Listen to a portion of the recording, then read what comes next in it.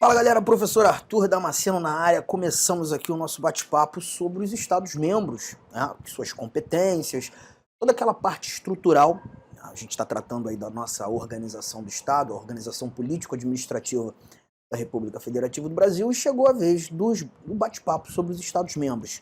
Já tivemos um bate-papo bem denso tratando das competências da União, inclusive vendo a participação dos Estados-membros em algumas das competências da União, né? Por exemplo, a competência concorrente, onde nós já temos ali uma atuação efetiva dos Estados legislando, assim como na competência privativa da União, o Estado tem a oportunidade de receber delegação, competência legislativa para legislar sobre aqueles assuntos que foram reservados para a União, assim como também na competência comum. E a gente já tratou de tarefas administrativas. Os Estados eles já atuam naturalmente juntamente com a União, com os municípios e com o Distrito Federal. Então chegou a vez da gente bater um papinho agora sobre o artigo ou os artigos que tratam genuinamente dos Estados-membros. Bora lá? Vamos começar nossa brincadeira aqui, né? Nossa tela de apresentação e o artigo 25 para a gente começar a brincar. Bom, temos o seguinte: os Estados organizam-se e regem-se pelas constituições e leis que adotarem, observados os princípios desta Constituição. Interessante que esse nosso artigo 25, ele já traz para a gente em seu caput uma informação que a gente também estuda em outro tema do direito constitucional, quando a gente conversa sobre teoria do poder constituinte, verificando inclusive que os estados eles têm autonomia para se auto-organizar, elaborando as suas próprias constituições estaduais. A gente percebe inclusive quando o nosso constituinte trata do estado, ele trata sempre de maneira muito micro, muito pequena, muito pouca, né? Porque o Constituinte originário ele garantiu aos estados uma autonomia, uma capacidade de auto-organização muito grande. Por exemplo, quando a gente trata de competências da Justiça Federal, ou até mesmo aquelas justiças que são organizadas e mantidas pela União, a gente verifica que tudo aquilo que não está previsto expressamente no texto constitucional em caráter residual acaba sendo dos estados. E é mais ou menos assim que a gente também vai se posturar quando tratando as competências, não mais olhando para as atribuições judiciárias, mas as competências do próprio poder público estadual, né? As competências do poder executivo, as competências legislativas do estado, elas também estão no âmbito residual. Porque, de novo, o nosso constituinte originário, esse que estabeleceu essas regras na nossa Constituição Federal, logo de cara, no artigo 25, deu aos estados uma capacidade muito grande de se auto-organizarem. Os estados organizam-se e regem-se pelas constituições e leis que adotarem, observados os princípios desta Constituição. Até vou aproveitar aqui o momento, o ensejo, né? Acho oportuno a gente colocar essa informação e trazer aqui, né? Deixa eu ver. Nesse momento, quando tratando do nosso artigo 25 caput, nós estamos verificando aqui o chamado poder constituinte derivado decorrente. Poder constituinte derivado decorrente. Juntos até o momento, gente? Tranquilão? Então vamos embora. Parágrafo 1º desse nosso artigo 25. São reservados ou são reservadas aos estados as competências que não lhes sejam vedadas por esta Constituição. Esse parágrafo 1º também é bem interessante, né? Porque ele traz para a gente uma informação muito peculiar. Ele já traz para a gente que vai competir aos estados legislar sobre tudo aquilo que a Constituição não o proibiu. Então perceba, a lógica aqui da brincadeira, e deixa eu trazer a câmera para conversar contigo, quando a gente verifica as competências da União, as competências legislativas e administrativas da União, essas competências elas são expressamente previstas no texto constitucional. Nós conferimos isso do artigo 21 ao artigo 24, as competências da União. Nós ainda não conversamos, mas perceberemos que o nosso artigo 30 do texto constitucional, ele também traz expressamente todas aquelas tarefas, as competências destinadas aos municípios. E aí a ideia que a gente precisa ter nesse momento é que se aquele assunto não foi previsto expressamente para ser executado pela União, não foi previsto expressamente para ser executado pelos municípios, essa atribuição ela acaba sendo dos estados. Olha, a gente já vai fazer algumas anotações importantes aqui. Eu separei uma telinha para a gente brincar um pouquinho com um resumo de aula, né? A gente vai trabalhar aqui o resumo de aula. Deixa eu jogar aqui na telinha para vocês. Resumo de aula. Deixa eu ver se está aparecendo. Espera aí. Tá aqui na telinha. Vamos embora? Bom, deixa eu pegar esse nosso artigo 25, parágrafo 1º, e jogá-lo aqui só para a gente fazer um primeiro comentário. Esse comentário que a gente já traz para cá, artigo 25, parágrafo 1º, é justamente sobre a primeira tarefa destinada aos estados e como a gente deve entendê-la. Aqui a gente está verificando a chamada competência residual, que também pode ser chamada em algumas provas como competência remanescente, competência residual ou remanescente dos estados. Essa linha de raciocínio a gente acaba percebendo que tudo aquilo que não é proibido ao estado, tudo aquilo que não foi vedado a ele, passa a ser dele. Então perceba, gente, se a Constituição destinou para a União, se a Constituição destinou para o município, essa competência não pode ser exercida pelo Estado. Mas se porventura aquela tarefa não foi destinada à União, não foi destinada aos municípios, ela passa a ser dos Estados-membros. Essa é a primeira orientação do que tange as competências dos estados que a gente guarda. A tal da competência residual, também chamada de competência remanescente. Só que tem um detalhe importante. O nosso constituinte originário, ele não apenas garantiu essa competência residual aos estados. Nós não temos apenas esse campo da residualidade a ser abraçado pelos estados. Os próximos dois parágrafos que nós encontramos aqui no nosso artigo 25, eles vão trazer para a gente duas atribuições que foram expressamente previstas no texto constitucional. Parágrafo 2º, parágrafo 3º. E por que essas duas competências, esses dois parágrafos foram expressamente previstos, destinados aos estados, se porventura já entendemos que a regra geral das competências estaduais está no âmbito da residualidade. Porque se esses dois parágrafos não fossem aqui anotados, se eles não fossem aqui colocados, destinados aos estados, nós certamente entenderíamos que essas competências deveriam ser exercidas por outras unidades da federação. E você vai perceber comigo, lendo esse nosso primeiro parágrafo 2º. Cabe aos estados explorar diretamente ou mediante concessão os serviços locais de gás canalizado, na forma da lei, vedada a edição de medida provisória para sua regulamentação.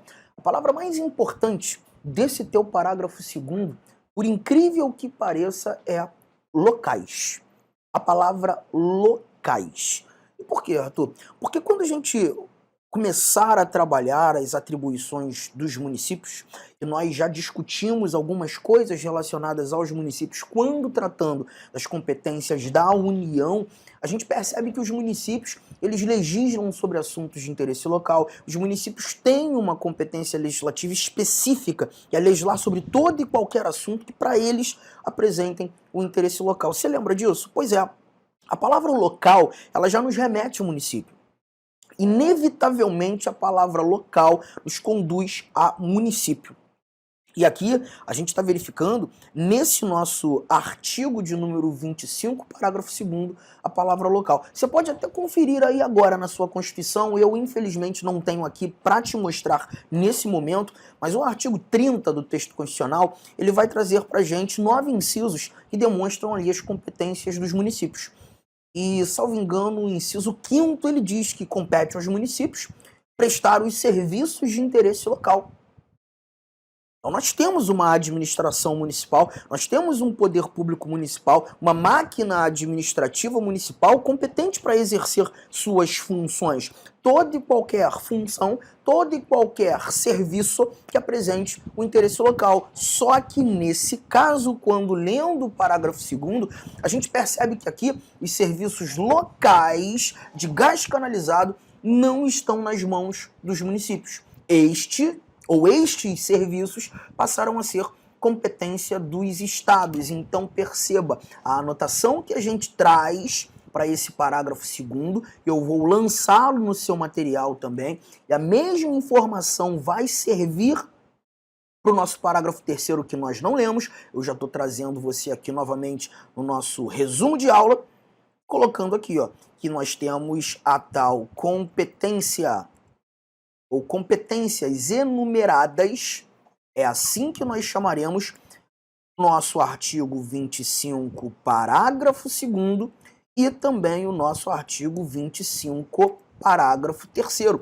Essas são as duas competências dadas aos estados que foram categoricamente apresentadas de maneira expressa no texto constitucional. E por quê, Arthur? Porque se nós não encontrássemos essas duas competências expressamente previstas no texto constitucional como de competência dos estados, certamente elas não seriam atribuições dos estados, elas seriam atribuições dos municípios. Ah, mas o parágrafo 3º você ainda não leu, ele também vai trazer para a gente essa informação do local, interesse local, atividade local, serviço local? Não, mas perceba o que nós encontramos aqui no nosso artigo 25, parágrafo 3º.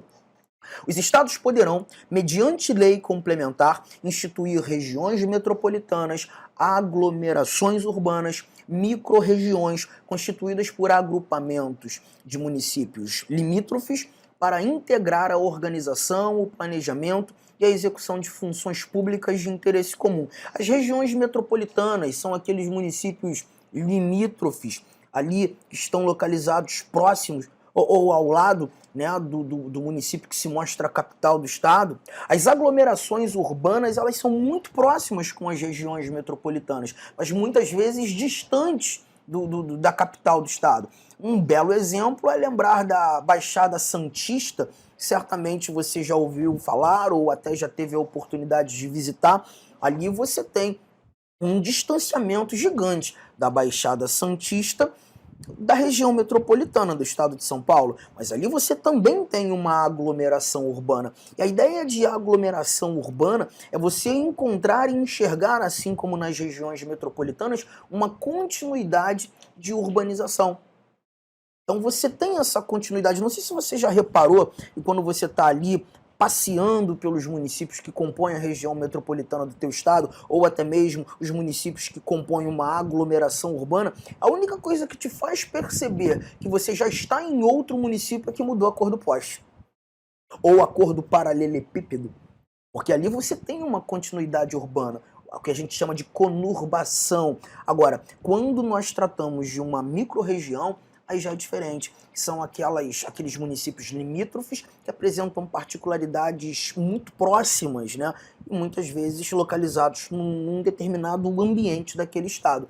Mas olha que barato, gente. Seja uma região metropolitana, seja uma aglomeração urbana, seja uma micro-região, serão constituídas por agrupamentos de municípios limítrofes, municípios que fazem limite para integrar a organização, o planejamento e a execução de funções públicas de interesse comum.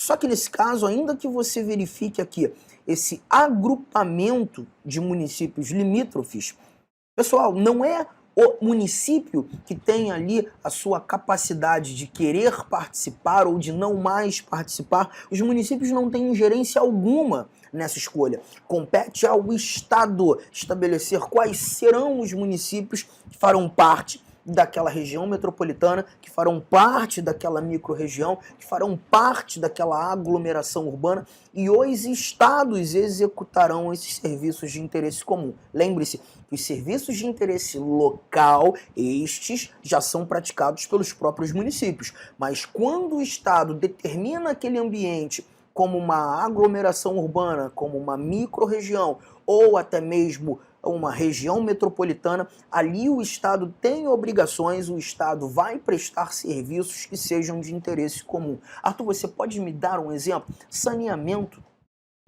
O saneamento básico é um serviço que se mostra de interesse comum, os municípios farão, mas os estados também têm as suas obrigações. Percebeu? Então, gente, voltando aqui nas nossas anotações das competências dos estados, percebi que o nosso artigo 25, parágrafo 1º, ele traz como regra geral a tal da competência residual, aquela competência que vai dar ao Estado tudo aquilo que a Constituição não vedou ser dele. E esses outros dois parágrafos, artigo 25, parágrafo 2º, artigo 25, parágrafo 3º, trazendo para a gente as tais competências enumeradas, que são duas competências expressamente previstas e destinadas aos Estados, garantindo aos Estados essa capacidade de exercer tarefas que, se porventura não fossem anotadas aqui, certamente seriam tarefas destinadas aos municípios. Tamo junto até o momento, gente? Tá fácil, né? Agora a gente volta para o nosso material, examina mais uma vez os dispositivos constitucionais. O artigo 26 nós não falaremos agora. O artigo 26 eu vou deixar para tratar dele quando examinando o artigo 20 da Constituição. Nós faremos um bloco específico para tratar apenas dos bens da União e dos bens dos Estados. Então é muito melhor nós estudarmos os bens juntando, reunindo informações acerca do artigo 20 com essas informações do artigo 26, os bens da União e os bens dos Estados. Chegamos ao artigo 27. Esse artigo 27 é um dispositivo que costuma dar trabalho para a gente. O caput do 127 ele já é um tanto quanto confuso. Ele começa a trabalhar um pouquinho acerca da estrutura do poder legislativo nos Estados. Olha o que nós encontramos nesse caput. O número de deputados à Assembleia Legislativa corresponderá ao triplo da representação do Estado na Câmara dos Deputados. E, atingido o número de 36, será acrescido de tantos quantos forem os deputados federais acima de 12. Está percebendo que é um parágrafo um tanto quanto confuso, né? Mas alguns detalhes a gente já consegue retirar dessa nossa informação. Vou pegar aqui esse caput do artigo 27 para fazermos as nossas anotações naquela nossa telinha do resumo de aula, tá? Quando a gente está lá nos estúdios da LAC, né, a gente consegue ter o nosso quadro branco. O nosso quadro branco aqui no nosso estúdio do Rio de Janeiro, a gente faz numa nossa telinha apropriada. E aí você nem precisa fazer anotações, você já recebe esse material. Tá aqui, ó, artigo 27. Artigo 27, nós iremos trabalhar o poder legislativo estadual. Aqui, verificando a ideia de um sistema unicameral. Arthur, melhora aí essa fala. Sistema unicameral, gente. Quando nós discutimos sobre o poder legislativo federal, o poder legislativo que é ali, né, representado pelo Congresso Nacional, nós encontramos dentro desse Congresso Nacional duas casas legislativas, a Câmara e o Senado. Todavia, quando trabalhando o poder legislativo nos estados, assim como também nos municípios e no Distrito Federal, nós já encontramos um sistema unicameral. Todo estado terá uma única casa legislativa que será composta pelos deputados estaduais. A composição dessas casas legislativas estaduais, as tais assembleias legislativas, nós começamos a entender com essa informação aqui. Bom, perceba a primeira recomendação que o nosso artigo 27 nos apresenta. O número de deputados que vai compor essa Assembleia Legislativa, então a gente está tratando dos deputados estaduais, corresponderá ao triplo da representação que esse estado tem lá na Câmara dos Deputados. Então, esse é o primeiro detalhe.